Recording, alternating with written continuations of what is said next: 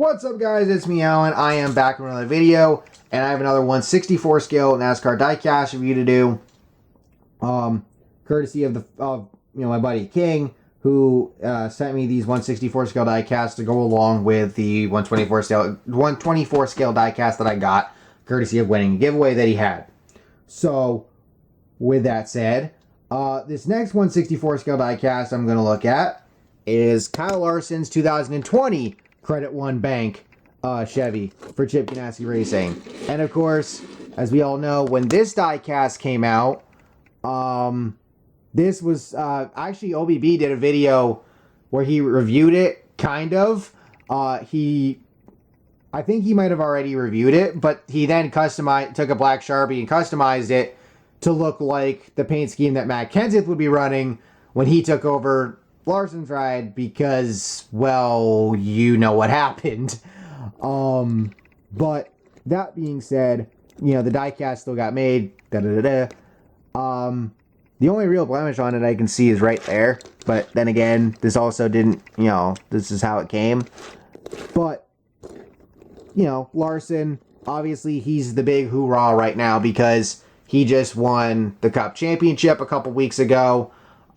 He's going back to running midgets again, and he's been doing really well there. Actually, Chase Elliott was in a race with him just this past week or whatever.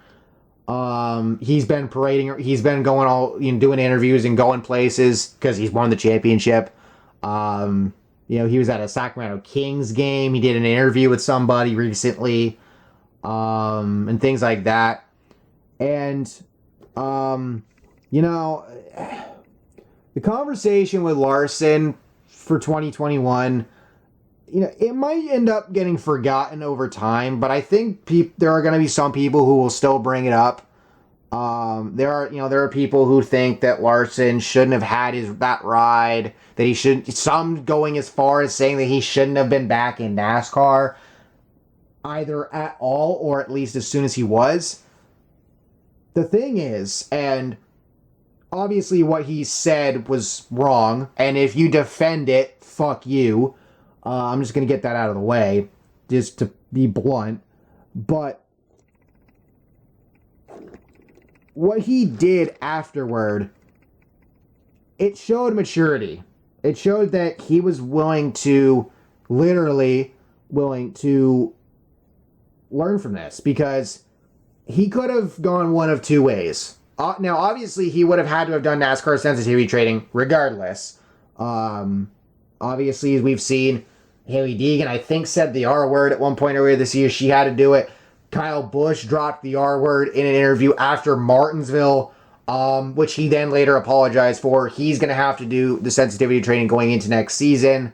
But regardless, he would have had to have done that already. He could have... Larson could have chosen to just say, fuck it, and just not give a shit about the fact that he used the N-word, and, embrace the hate even, and go about it that way, but he chose not to. He chose to learn from the mistake. Not only did he learn from it, but he did a lot of things to make himself a better person. I think, the biggest one that I can think of off the top of my head, and he's done a lot of things behind the scenes. If you remember, he completely deleted social media. He got the fuck off of there, which I can't blame him. But everything that he did over the course of last year, and is still doing to this day, he didn't want to do that for social media points. He was doing that to make himself a better person. And one of the biggest things that I can think of off the top of my head, was that he was involved with working on and putting things together, after the shooting of George Floyd. He was Larson was helping out up in Minneapolis and that whole area and whatnot. And he learned a lot. And if you look at interviews now, hell, when he won at Phoenix, even in his post-race interview, he said he never thought he'd be here, that he'd be winning a championship at this point, And he's right. I don't think anybody, well, before the incident happened, I think some people thought that he had the talent to do it. He just needed the equipment. CGR is not bad, but, it's not the top. And then, obviously there were rumblings about him going to Hendrick before everything happened, and all of that. And, again, whether you don't like the fact that he got the Hendrick ride, even after what happened, I understand. And to some people, that is kind of a bad look. But the way Larson went about things, he's grown up a lot in the last year plus, from the moment that he dropped that word. Ever since then, he's grown up a lot, and I applaud this man. A lot of people, they get called out for stupid shit that they've done, and they're like, "No, I didn't do that," or "Why the fuck do you care?" Or they just come up with excuse after excuse after excuse to essentially defend themselves.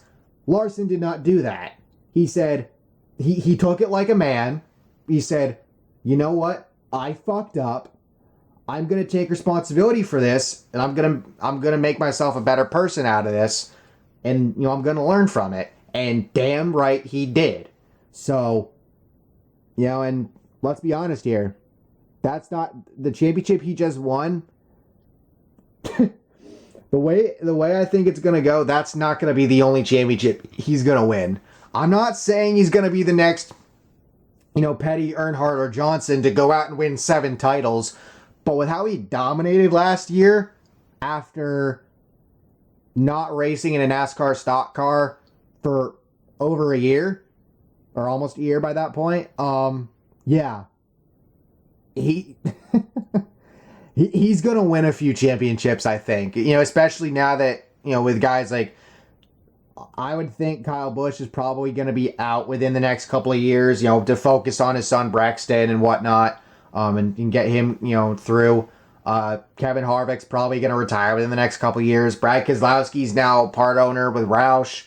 Hamlin's part owner of his own team with Michael freaking Jordan.